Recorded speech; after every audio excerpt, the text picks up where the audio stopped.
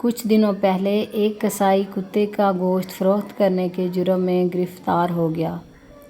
جب اسے جج صاحب کے سامنے پیش کیا گیا تو جج نے پوچھا، کیا یہ سچ ہے کہ تمہارے پاس سے کتے کا گوشت پکڑا گیا ہے؟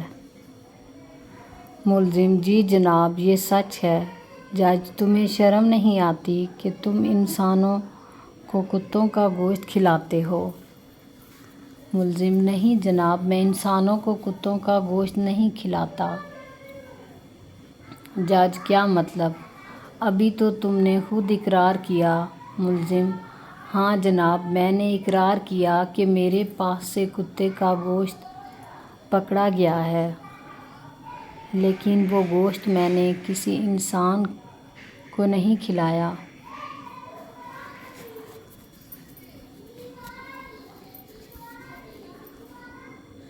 جج: تو پھر وہ گوشت کس کو کھلایا؟ ملزم: جج صاحب، میں نے وہ کتوں کا گوشت کتوں کو ہی کھلایا۔ جج: کیا مطلب؟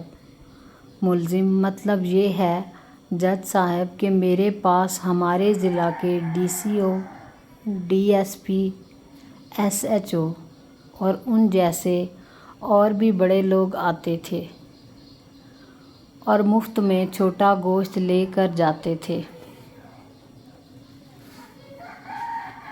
اور نہ دینے پر جرمانہ کرنے کی دھمکیاں دیتے تھے۔ بکری کے 8-9 کلو گوشت میں 1-2 کلو وہ لے جاتے تھے تو مجھے فائدے کی بجائے الٹا نقصان ہو جاتا تھا، اس لیے میں کتا کاٹ کے رکھتا تھا۔